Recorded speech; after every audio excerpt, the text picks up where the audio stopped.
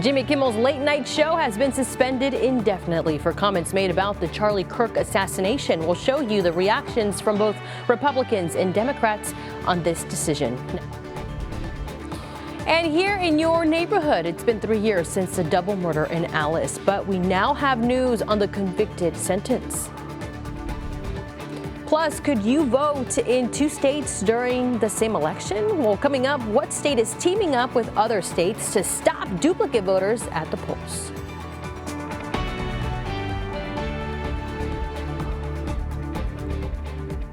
Now, we thank you for joining us. I'm Clara Benitez Cortez. We start with news that broke last night, with Disney indefinitely suspending Jimmy Kimmel and his show, which aired weeknights on ABC. This comes after Kimmel's made comments on the Charlie Kirk assassination. Melanie Zanona has the reactions from both Republicans and Democrats on Disney's decision. Our very special guest tonight. Late night TV has lost another comedian. Disney ABC indefinitely suspending Jimmy Kimmel last night after the host's comments on Monday about the man accused of killing conservative activist Charlie Kirk. The MAGA gang desperately trying to characterize this kid who murdered Charlie Kirk as anything other than one of them and doing everything they can to score political points from it. Those words angering conservative critics. Today in London, President Trump praising the move. You said a horrible thing about a great gentleman known as Charlie Kirk, and Jimmy Kimmel is not a talented person. He had very bad ratings, and they should have fired him a long time ago. Federal Communication Commission Chairman Brendan Carr criticized Kimmel's comments and suggested on a conservative podcast that there was a strong case for action against Disney and ABC. Hours later, Nexstar, the largest owner of local stations, declared none of its markets would run The Kimmel Show. Carr says local stations have the right to preempt programming it doesn't like. Again, we're in the midst of a massive shift in dynamics in the media ecosystem for lots of reasons, again, including the permission structure that President Trump's election has provided. Nexstar is in the midst of a $1 billion acquisition with another media company that needs FCC approval. President Trump nominated Carr to chair the agency that oversees licenses for broadcast stations. The FCC does not supervise cable networks or the internet. Fellow comedians took to Kimmel's defense on social media. And critics say removing him for his words violates the First Amendment. Having the government sanction what we say, to censor what we say, to control what we say is a very dangerous precedent. This is a 5-alarm fire. We must be careful not to allow the government to punish critics simply because of content. And 2 months ago, CBS canceled Stephen Colbert's late night show. Colbert was another critic of President Donald Trump's, and that move also came in the middle of another $1 billion broadcast deal that required FCC approval. Melanie Zanona, NBC News, Washington. The Federal Communications Commission has strict rules for what you see on broadcast networks. The FCC says this is because broadcasters use public airwaves for free and must serve the public interest. These rules ban obscene content at all times. Indecent and profane material is prohibited between 6 a.m. and 10 p.m. when children are more likely to be watching. The FCC can also punish stations for intentionally distorting the news or broadcasting hoaxes about crimes or catastrophes.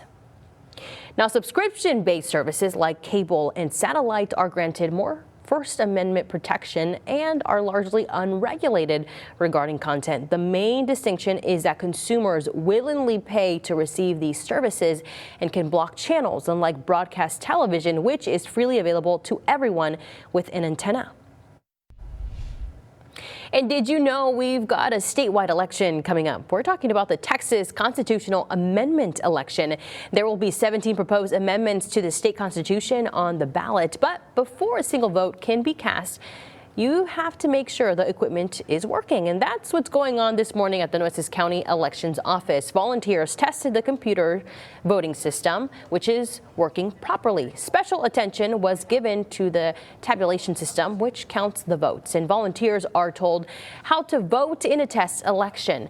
That way they know what the results should be. We know prior.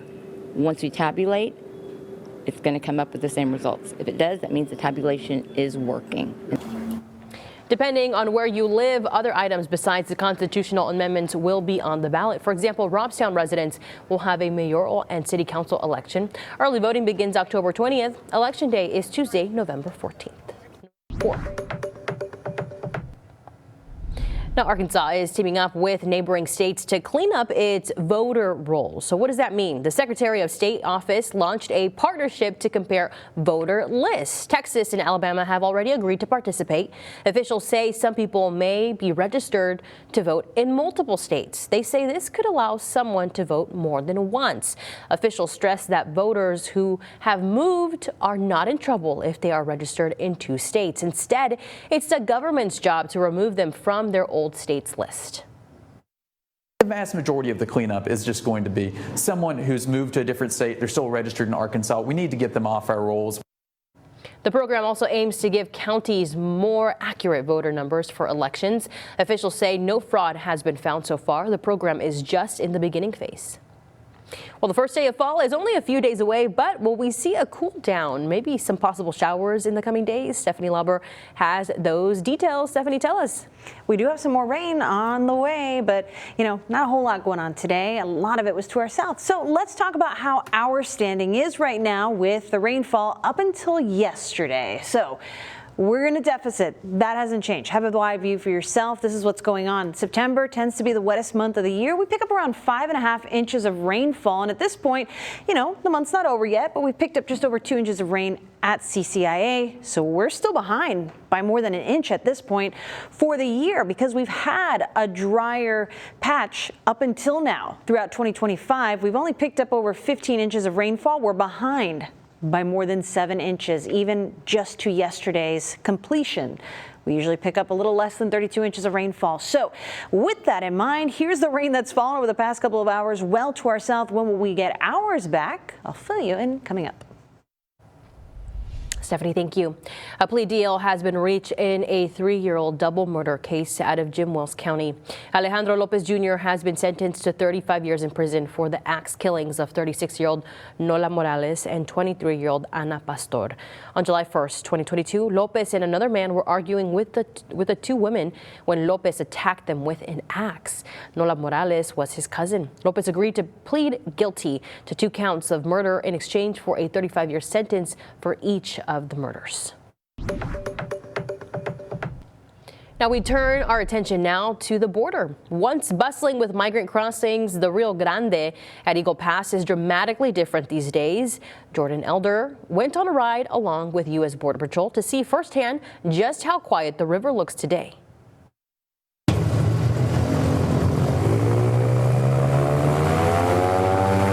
It's almost hard to believe that this stretch of river was the busiest in the nation. Riding along with Border Patrol, you can still see the reminders. Layers of concertina wire on the U.S. side, some still lined with old, torn clothing. But as for illegal crossings, we drove downriver, upriver without seeing a single migrant trying to or attempting to cross the river. That is unheard of.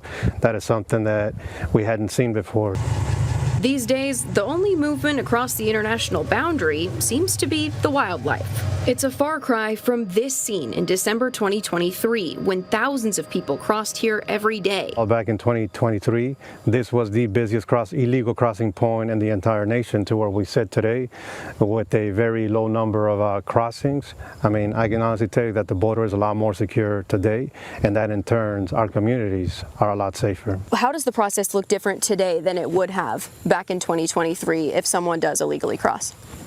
People that make illegal entries now are going to be detected, arrested, processed accordingly, charged, and then returned to their home country or a country where we have agreements with. That wasn't happening before. Moreno says there's a lot of state and military help out here, along with Mexican troops stopping people across the river. But the threat isn't over. President Trump pointing specifically to Venezuela. A lot of drugs are coming out of Venezuela, a lot of Tren de Aragua. For Border Patrol, that means a shift in who is crossing the border and the tactics they're using. They are no longer giving up. They're going to fight, they're going to resist, they're going to run, and it puts our agents and our community in danger because these are criminals that are looking to further into the country, and we don't know what their plans are. Even with lower crossings, Congress has approved billions of dollars for border security. Moreno says that will be key in keeping the river this quiet. We're on the right path with a combination of barriers, infrastructure, and manpower. Well, President Trump is talking politics and trade in the UK today. The meeting with Prime Minister Keir Starmer follows a lavish state visit with King Charles.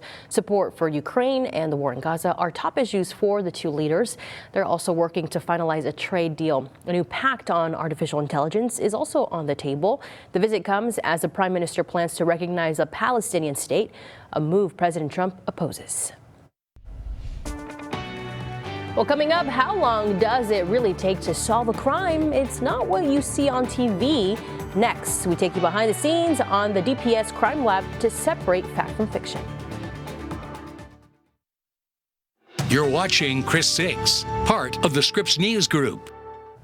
The CDC's Advisory Committee on Immunization Practices, or ACIP, are meeting today to discuss vaccines. The ACIP is composed of medical and public health experts, and with the CDC, they will be discussing the safety, effectiveness, and clinical necessity of a variety of vaccines: the measles, mumps, rubella, varicella, hepatitis B, and MMRV vaccines. They're all topics of discussion in today's meeting. Discussions are expected to continue on to tomorrow.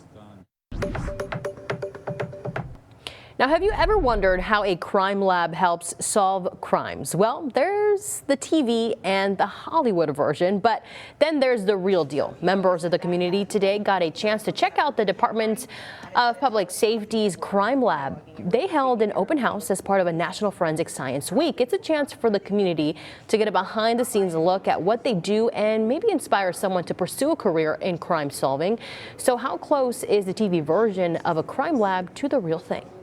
It'll be a little bit. What I usually tell people is that that 5 minutes or so that they see of people in the lab where they get all the information and find exactly who it is, that's kind of what we do 40 hours a week and even beyond that. And single cases definitely don't take 45 minutes. They take much longer. We're looking at months.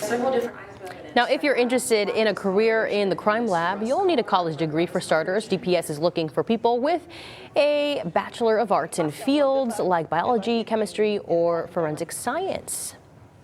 Let's check out our roadways for a look at traffic. Hi, Stephanie. Hey, glad we're getting the view outside along SPID as folks try to make their way home. Doesn't look quite as busy, huh? At least we've got good flow. We're moving. So we'll check out how that ride home might be looking for you. If you're making your way down 37, we're a little extra slow as folks try to approach the crosstown and where that New Harbor Bridge changeover is. Downtown also looking a little busy for this hour of the afternoon, but this is where you're going to find some trouble. As we make our way down SPID, approaching, even before you get to the crosstown interchange, honestly, around the Greenwood exit, we are looking at some slowdowns, but it clears up pretty good once you pass about Weber Road heading east. And we're also seeing those slowdowns carry over onto the crosstown, trying to approach SPID. So find an alternate route and pack your patience. Make sure you stay safe and you drive safe. I've got your forecast on the other side of this break.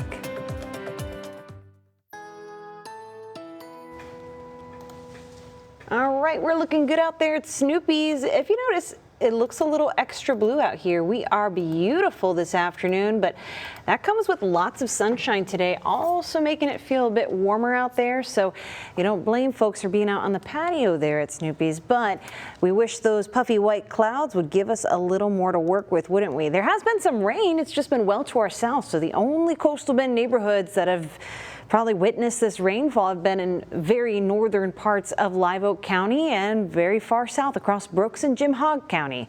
Nueces County, San Patricio, Clayburgh for the most part, dry. We haven't really seen a whole lot, but as you notice, there have been a couple of these bubbling way away from the coast is where we start to see them pop up on the radar. So it just goes to show yesterday a lot of that rain was to our south because of a wrinkle that had moved by. That kind of cleared the slate for us today in large part. We didn't expect much rainfall for a bulk of the communities aside from those west of 281, but it's far south and far north.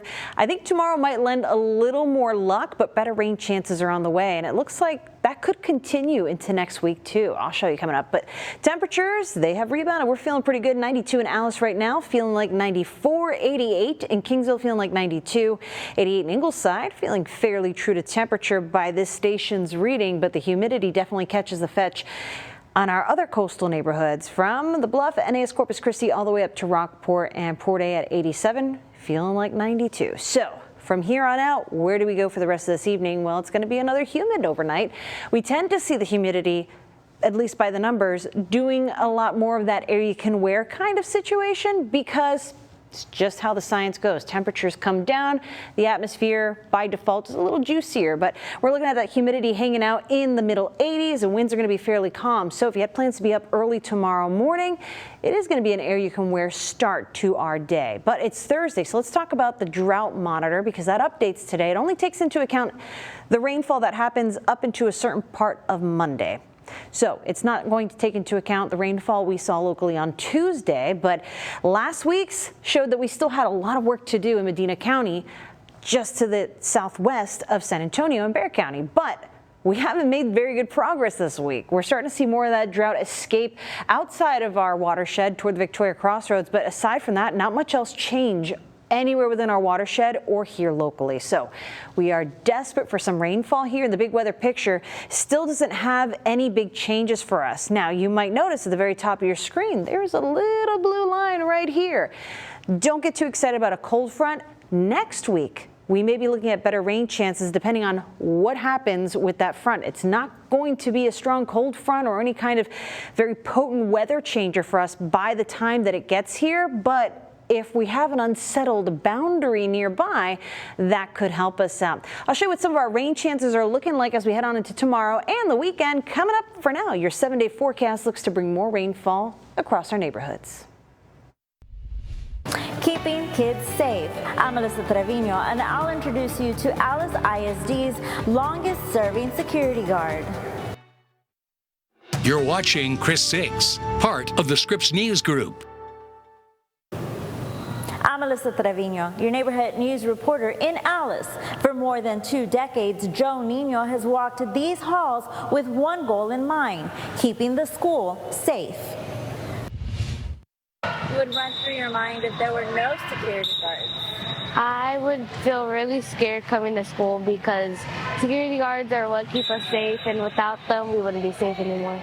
June Garza is a 6th grader at William Adams Middle School. She's used to seeing Chief Security Guard Joe Nino walking the halls and checking the doors. Nino has been with the district for 24 years. As an Alice graduate himself, he tells me this is all he ever wanted to do. I made security like my life. I wanted to protect people, serve people. You'll often see him watching cameras and keeping in constant contact with other security guards throughout the day, and always puts the school first. I'm trying to keep this kid safe. Staff, that's what I want. Every morning I think about kids safe and be proactive. Nino is one of many security guards at the district being celebrated on National Security Guard Week. He's very good at what he does. He's very respectful, treats everyone great. Students here tell me Nino is a big part of their lives. He's watched their parents grow up and now look over them. Nino tells me he'll continue protecting students and staff for as long as they'll have him. In Alice, I'm Melissa Trevino, your neighborhood news reporter, Chris 6 News. All right, Melissa, thank you. A special delivery for these first-time parents. We share their story caught on camera next.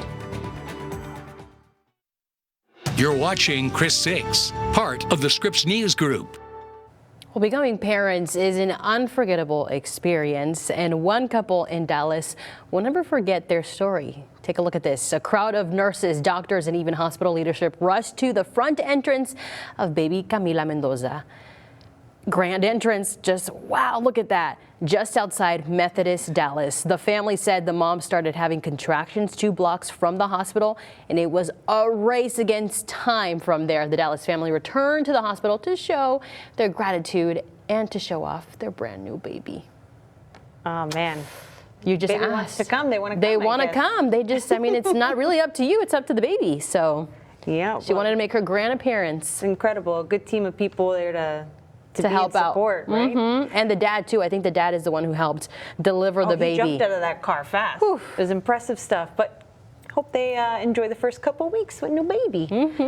Well, I'm hoping we get some rainfall in the mix. I hear that is a very soothing thing, not only for us adults, but also for babies. I would love the sound of some pitter-pattering on the roof because we need some rainfall. But we have better rain chances, it looks, coming next week. I'm watching to see if a front might come through in the first couple of days of fall, help to kind of get the thing going. We need some rain.